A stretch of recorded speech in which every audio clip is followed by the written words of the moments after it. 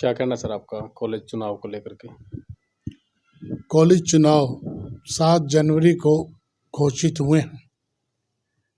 मेरा इस बारे में ये कहना है कि चुनाव प्रजातंत्र की एक प्रक्रिया है जिसमें सदस्य अपना मत डालकर जिम्मेदारी देते हैं लोगों को, योग्य व्यक्तियों को, कि वो कॉलेज को सुचारू रूप से चलाएं। हम अपनी तरफ से प्रयास ये कर रहे हैं कि इस बार इलेक्शन सीधा सीधा जनता चुने, लोग चुने, मेंबर चुने, ना कि निर्विरोध बन के अपने अपने घरों में जीत कर बैठ जाएं।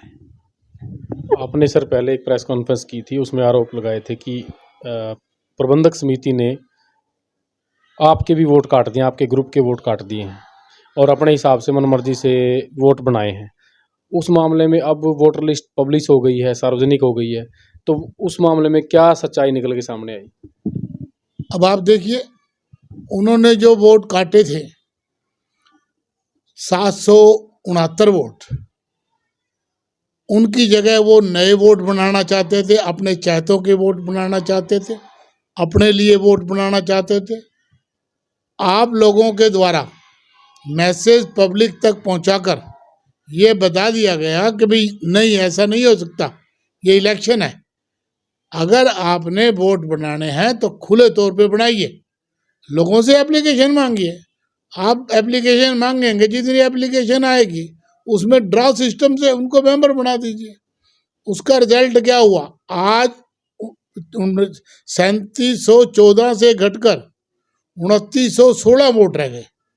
और अभी भी मैं एक बात कहता हूं कि अगर हम इसकी पूरी इंक्वायरी करें, आज भी मेरे पास एक व्यक्ति ऐसा है जो जिंदा है और उसकी वोट काट दी गई है। अनेकों लोग ऐसे निकलेंगे, जिंदे हैं, वोट काट दी गई है, मर गए हैं, उनकी वोट आज भी मौजूद है लिस्ट में।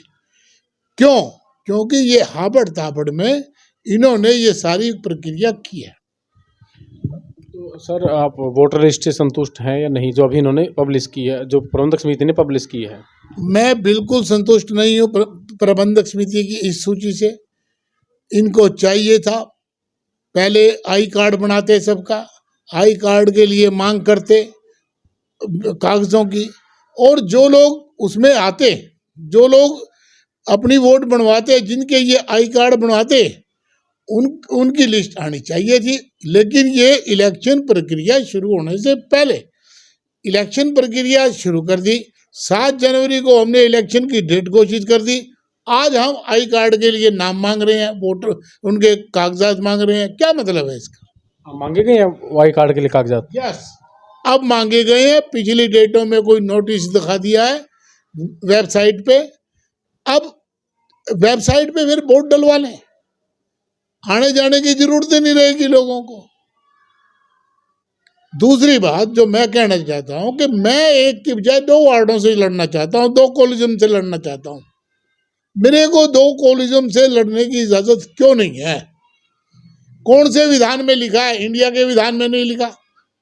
जो बाबा साहब अंबेडकर ने कॉन्स्टिट्यूशन बनाया था उसमें नहीं लिखा, तो तुम्हारा संविधान क्या उससे भी अलग है क्या? उससे ऊपर है क्या? ये सरासर योजना के तहत अपने आप को ये समझ रहे हैं कि हम चुनाव जीत जाएंगे। तो सर, अब 2 बातें हैं। एक तो आप वोटर लिस्ट से संतुष्ट नहीं हैं, बिल्कुल नहीं है, और चुनावी प्रक्रिया शुरू हो चुकी है। हाँ जी। तो फिर उसी वोटर लिस्ट पर जिस पे आप संतुष्ट नहीं हैं, उस पे चुनाव लड़ेंगे? ऐसा है, बात समझ लीजिए। इनका काम यही था कि इनको असंतुष्ट करके घर बिठा दें, ये चुनाव ना लड़े। मैं ये कह रहा हूं, चाहे ये 3714 पे भी चुनाव करवाते तो भी हम चुनाव लड़ते और लड़ेंगे। हर वार्ड से चुनाव लड़ेंगे। 21 के 21 कोलिज्म हमारे खड़े होंगे मेंबर्स, इनको चुनौती देंगे। बाकी फैसला जनता ने करना, मेंबरों ने करना, उन्होंने बताना कि क्या ठीक है और क्या गलत है। वोटर लिस्ट को लेकर के आपने कहीं आपत्ति दर्ज करवाई है, कोई एप्लीकेशन? एप्लीकेशन कोई दर्ज नहीं करवाई गई है, क्योंकि आपत्ति में ही रह गए हम, काम करने नहीं देते। अब आप देखिए, थोड़ी सी मैं एक आपको गाइडलाइन बता रहा हूँ। हमने यहाँ पर पत्थर लगाकर गेट पे पिछले जो दीवारें थी वो सारी तोड़वा दी, सब कुछ कर दिया। उसके बाद भी कॉलेज का ग्रेड तो ए ही आया ना, जो ग्रेड आया है ए ही आया ना, पहले से नंबर घटे हैं। केवल बिल्डिंगों से, केवल लिपापोती करने से रिजल्ट नहीं आते। अगर रिजल्ट का कंपैरिजन करना है तो आप आईजी कॉलेज के से कंपैरिजन कर लें, उनका रिजल्ट इनसे आरकेआईजी से बेटर है। क्यों? क्योंकि मैनेजमेंट का ध्यान पढ़ाई में नहीं है, केवल बिल्डिंगों के निर्माण में। प्रधान जी, जैसे वहाँ आरकेएसडी कॉलेज में अभी जो प्रबंधक समिति है उनका ग्रुप है, और शहर के जो कई ग्रुप उसमें हैं, शामिल हैं, जो हर बार 3 चुनाव से लगातार मिलकर चुनाव लड़ रहे हैं। आपने भी कोई ग्रुप बनाया है क्या, और किस तरह से आप चुनाव में जाएंगे? हमारी जहाँ तक बात है, हम कैसे चुनाव में जाएंगे, पहले तो एक बात समझ लें। जो इनके 3, 4, 5 ग्रुप हैं, इनके ग्रुप ही टूट गए। इनके ग्रुप में से भी कुछ लोग, हर ग्रुप में कुछ लोग अच्छे भी होते हैं। उन अच्छे लोगों ने ये तय किया कि भाई ये तो गलत कर रहे हैं, ये हेरा फेरी कर रहे हैं, इसलिए उन्होंने इनके ग्रुप छोड़ दिए। बड़े बड़े परिवारों ने इनके ग्रुप छोड़ दिए। आज वो हमारे साथ मिलकर चुनाव लड़ने के लिए तैयार है। उनका कहना यह है कि आप आगे बढ़ो, हम आपके साथ हैं, चुनाव लड़ेंगे और जीतेंगे। आपका जो एक ग्रुप आप बता रहे हैं कि आपके साथ लोग हैं और ग्रुप बनेगा नया, तो ये चुनावी गतिविधियां और ये कब तक आप लोग इसमें, कोई मीटिंग कब तक, क्या प्रक्रिया रहेगी आपकी? आज भी हमारी मीटिंग है, लेकिन वो गोपनीय मीटिंग है, और मेरा मानना ये है 1-2 दिन में ही आपको ये क्लियर हो जाएगा कि ये ग्रुप सामने आ गया। अब आप देखिए, एक बच्चा हमने कॉलेज में टेम्परेरी बेसिस पे लगा दिया, 17 साल तक उस बच्चे ने सेवा की कॉलेज की। उसकी शादी इस बेस पे हो गई कि बेटी वाले ने समझा लड़का जो है लेक्चरर लगा हुआ है। 17 साल के बाद हमने हटा दिया, उसको घर भेज दिया। क्या मतलब है? जब वो कोर्ट में जाता है फिर कहते हैं आ जाओ, कोई बात नहीं, अब वापस आ जाओ, हम आपको लगा लेते हैं। इसका अर्थ मैं सीधा सीधा ये समझता हूं कि ये लोगों को तंग कर रहे हैं और कुछ नहीं। आप चुनाव में जाएंगे तो क्या मेन मुद्दे रहेंगे? हमारा मेन मुद्दा ये रहेगा कि हम एजुकेशन का स्तर बढ़ाएंगे, बच्चों को शिक्षा देंगे, बच्चों को रोजगार देंगे। उन बच्चों को जो फीस उपलब्ध नहीं करवा सकते हैं अपने पॉकेट से, अपने फादर की पॉकेट से, उनको फी कंसेशन देंगे। और ये अधिकार केवल प्रिंसिपल का होता है, प्रेसिडेंट का अधिकार नहीं होता।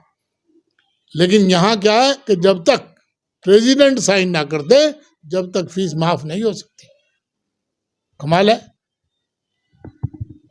वोटर लिस्ट के अलावा चुनाव में आपने बताया कि उस पर आपत्तियां हैं, आपको मौजूदा प्रबंधक समिति के कौन कौन से कामों में और कोई क्या कमी नज़र आती है? क्या क्या उनकी कमियां रही हैं पिछले 6 साल के कार्यकाल में? सही मायनों में सारी ही कमियां रही हैं। इन्होंने जो जर्नल हाउस था उसको टोटल खत्म कर दिया। जर्नल हाउस को 3714 के जर्नल हाउस को 21 वार्डों में, 21 कॉलेजम में लाके बांध दिया। केवल 21 लोग जो है वो जर्नल हाउस बना दिए। ये कहाँ का इंसाफ है? ये तो जो एक एक्ट, सोसाइटी एक्ट बना था, उसके कारण किया गया था। उसके कारण नहीं, जो 2012 का सोसाइटी एक्ट है उसमें ये है कि जहां मेंबर ज्यादा हैं उसमें वार्ड बना दिया जाए, कॉलेजम बना दिया जाए। इट डज नॉट मीन्स कि सीधा सीधा वो जो हमारे 3714 मेंबर हैं वो जर्नल हाउस, ये 21 लोग नहीं हो सकते। सारे फैसले जो भी लेने का अधिकार है वो जर्नल हाउस को है। जर्नल हाउस की मीटिंग बुलाना नहीं, जो लोग मीटिंग में हैं नहीं उनके बाद में जाके साइन करवा लेना।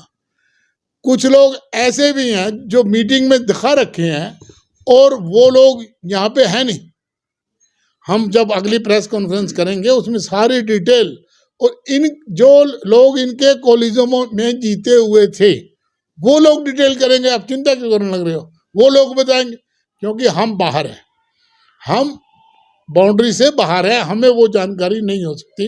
वो लोग बताएंगे आपको कि क्या क्या होता है और क्या क्या नहीं होता। सर हमारी कोई चिंता नहीं है, हमें तो जहाँ से सूचना हम न्यूज़ बना रहे हैं, आपने बताया कि आपने पक्ष रखना, हम आपका रख रहे हैं। मैंने दो बातें आपने बताई कि वोटर लिस्ट पे आपत्ति है, और अभी जो आपने कहा कि हाउस उन्होंने जर्नल हाउस को 21 कॉलेज में बांट लिया, और आपको मौजूदा जो कमेटी है पिछले 6 साल में और क्या क्या कमियां आपको नज़र आई जो कार्यकाल में कॉलेज में नहीं हो पाया, जो होना चाहिए था आपकी नज़र में? मेरी नज़र में जो होना चाहिए था वो एजुकेशन बढ़नी चाहिए थी। उन बच्चों को जो 17-17 साल से सेवा कर रहे हैं उनको प्राथमिकता के आधार पर उनको पक्का किया जाना चाहिए था। उन बच्चों को जो आज तक टेम्परेरी ही पढ़े हैं, क्या जीवन भर वो टेम्परेरी ही पढ़े रहेंगे? इस विषय पे भी विचार करना चाहिए था मैनेजमेंट को, जो नहीं किया। और जो मैं तीसरी बात कहने लग रहा हूं कि मैं एक की बजाय 2 कॉलेजम में लड़ना चाहता हूं, 3 कॉलेजम से लड़ना चाहता हूं, मेरे को क्यों रोका जा रहा? भाई वोट तो लोगों ने देने हैं, मैंने तो नहीं देने हैं। मेरे 3 या 21 खड़े होने से थोड़ी बात बनेगी। मैं ये कह रहा हूं इस हाउस को खोल दिया जाए, कोई किसी वार्ड से लड़े, ये उसका अधिकार है। अगर मेरी वोट आपके वार्ड में आती है और मुझे पता है कि नसीब की वोट मेरे को मिलेगी, तो मैं नसीब के वार्ड से चुनाव क्यों नहीं लड़ सकता? शहर की एक प्रमुख संस्था है आरकेएसडी कॉलेज, और वहाँ सैकड़ों की संख्या में कर्मचारी काम करते हैं, तो आपकी नज़र में चुनाव में रोजगार मुख्य मुद्दा रहेगा?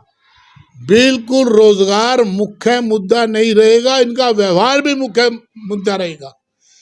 कर्मचारियों के प्रति जो व्यवहार है इनका, ये भी एक मुद्दा बनेगा, और वो कर्मचारी हमारे साथ हमारा सहयोग पर्दे के पीछे से और सामने आकर भी करेंगे।